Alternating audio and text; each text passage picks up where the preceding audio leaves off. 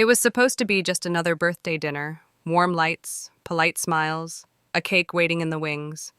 But when Chloe saw the message written in frosting, everything changed.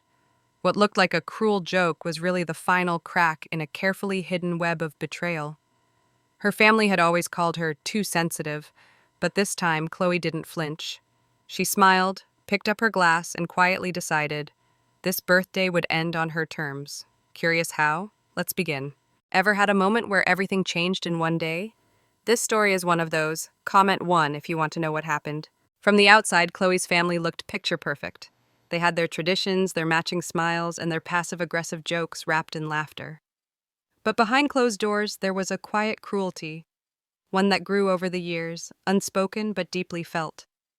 Chloe had always been the one who took things too seriously, the one who overreacted when boundaries were crossed. Yet no one ever stopped to question why those boundaries mattered in the first place. The truth was, she had been gaslighted for years. Her successes were often dismissed, her concerns minimized, and her voice diluted under the weight of family dynamics that never truly saw her.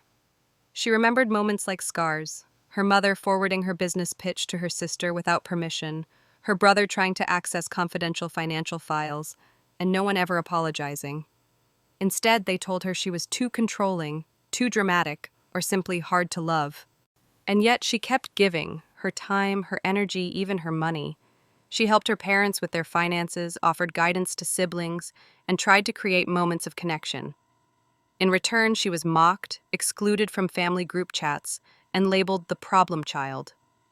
The irony was heavy. They used her silence as space to manipulate, her generosity as fuel for their own ambitions, and her boundaries as proof that she was cold. The cake at her birthday wasn't a harmless joke. It was a symbol, a pink frosted reminder that no matter how much she gave, she'd never be seen as anything more than their scapegoat. "Happy birthday to the family's biggest disappointment," it read. The room erupted in laughter.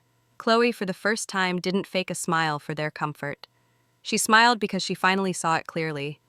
They weren't going to change, and maybe, just maybe, she didn't have to keep waiting for them to. That was the moment everything began to shift. She wasn't imagining the dismissiveness, the manipulation, the subtle ways her presence had always been a threat. Not because she did anything wrong, but because she dared to grow beyond what they understood. For years, Chloe had swallowed her anger, trying to earn love from people who only offered tolerance.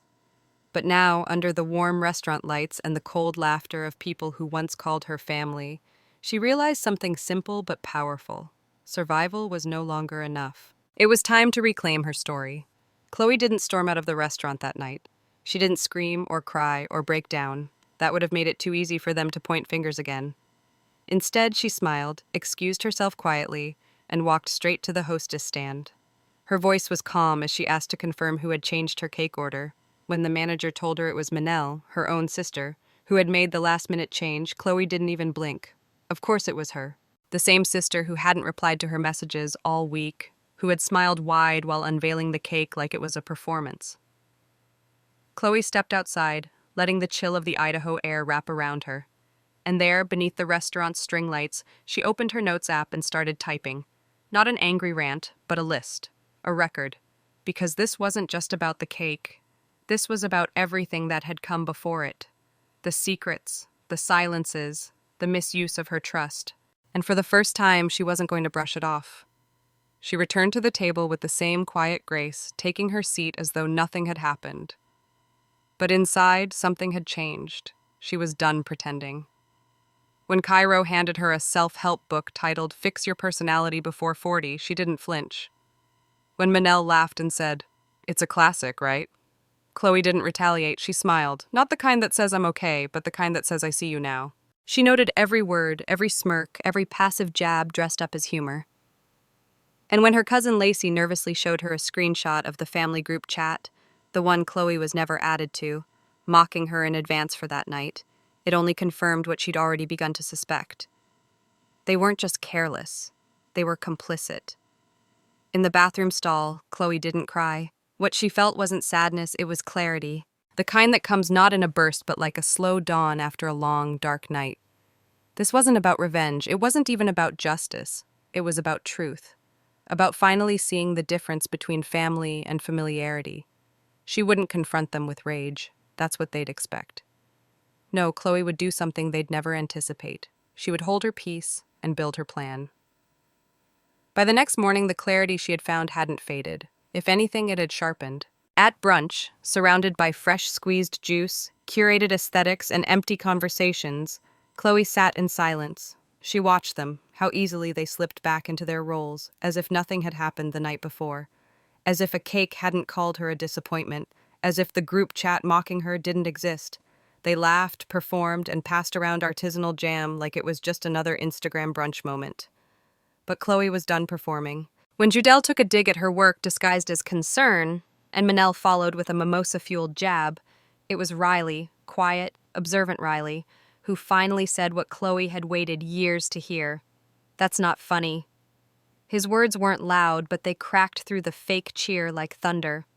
For a moment, silence fell over the table. Cairo looked away. Even Grant, usually silent, paused mid-chew. That moment, though brief, was a shift. Chloe looked at each of them and spoke, not with venom, but with precision. "You don't have to like me. You don't have to respect what I've done. But what you're not going to do is insult me and call it love." No one had a response, and that's when Chloe knew they had never expected her to fight back. Not like this. Not with calm. Not with receipts. Later that night, back at the hotel, her instincts led her straight to her email inbox. Something had been gnawing at her, a hunch. And when she reopened an old email chain, the budgeting file she'd shared with her mother months ago, everything clicked. The financial structure she had designed for her parents had somehow turned into the foundation for Manel's new vacation property, now flaunted across social media as her manifestation come true. It wasn't coincidence. It was theft, quiet, calculated, cloaked in family ties.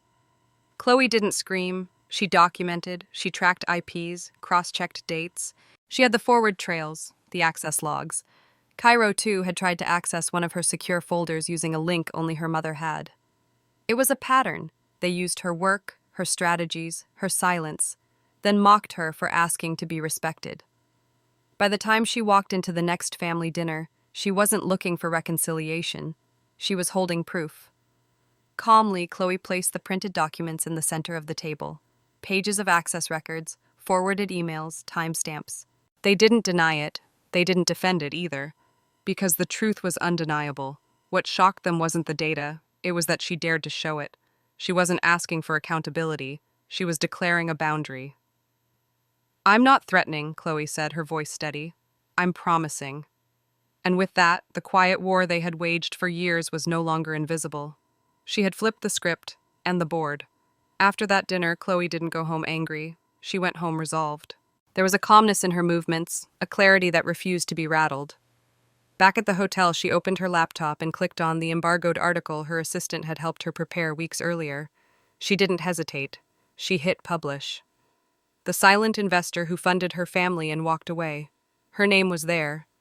The evidence was blurred for privacy, but the data was real. Her generosity, her funding, her mentorship programs, all quietly given, all quietly exploited. She hadn't planned on making it public, but they had pushed her to the point where silence was no longer protection. It was permission. And she was done giving permission to people who used her as both a resource and a punching bag. Within hours, the internet responded. Journalists reached out. Old friends messaged her with stunned support. Some shared their own stories, saying her words made them feel less alone.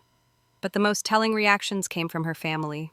Manel posted a carefully curated carousel on Instagram, photos of childhood, a half-hidden shirt with the word disappointment, and a tearful caption about family, love, and how some people just can't handle being called out.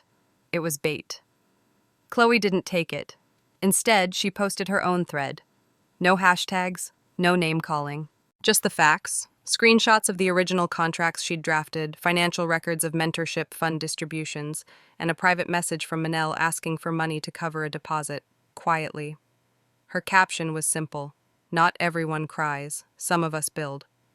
Until silence stops working. The thread went viral, not because it was scandalous, but because it was familiar. People resonated with it. With her, she wasn't painting herself as a victim, she wasn't asking for pity. She was simply done pretending that emotional neglect, manipulation, and exploitation deserved loyalty just because it came from people who shared her blood. And when her brother Cairo tried to downplay it with a vague tweet, family isn't perfect, but it shouldn't be public. He got ratioed instantly. Someone replied, when your family screws up and blames the sun for shining on it. Chloe didn't need to respond. The truth had taken on a momentum of its own. But even then, she knew this wasn't about internet applause. It wasn't about revenge. It was about closure. A few days later, in a quiet cafe tucked between city blocks, Chloe sat with her untouched coffee and posted one final message. No names, no drama, just honesty. I didn't go public to hurt anyone. I went public because they wouldn't stop hurting me privately. And with that, she closed her laptop, not with a slam, but with peace. She wasn't chasing validation anymore. She wasn't hoping they'd understand. She had simply chosen herself. 2 weeks passed. The rain returned to Seattle like a familiar rhythm, soft and steady. Chloe's apartment smelled of lemon cleaner and quiet. For the first time in years, silence didn't feel like absence. It felt like freedom. There had been no calls from Boise, no half-hearted texts, no veiled attempts at guilt. And that, too, was telling. But Chloe wasn't keeping score. She was watching something else shift, something internal. Her sister Manel had been quietly dropped from 2 brand campaigns she'd once proudly flaunted. A podcast host she regularly collaborated with released a short statement citing a commitment to ethical storytelling. The once curated posts of lakeside mornings and family bonds began disappearing from her feed.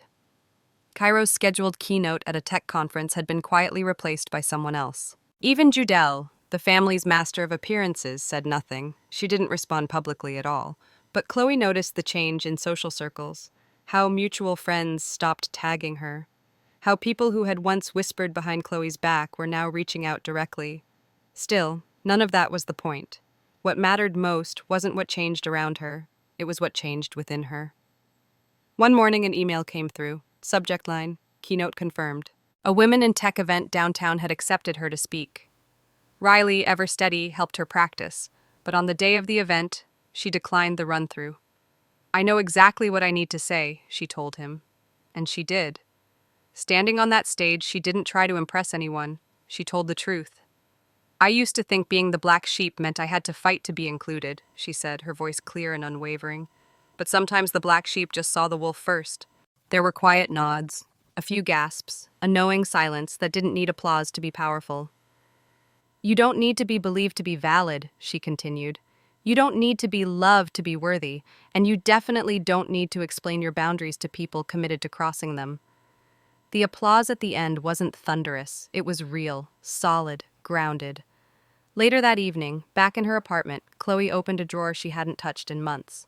Inside, a torn version of the birthday invitation she'd reprinted out of guilt, a folded copy of the Forbes article, and now she added one more thing, a photo of her on stage, mid-speech, mid-truth, not for nostalgia, for record, for reminder. That same night, a message landed in the inbox of her mentorship fund. Just a few lines. I read your post. I left my mother's house last night. Thank you for reminding me I wasn't crazy. Chloe didn't reply. She saved it to a folder labeled Quietly Healing. Then for the first time in a long time, she smiled. Not the one she wore to survive family dinners, but the one that comes from being whole. Because forgiveness was never the goal. Freedom was. And now she had it.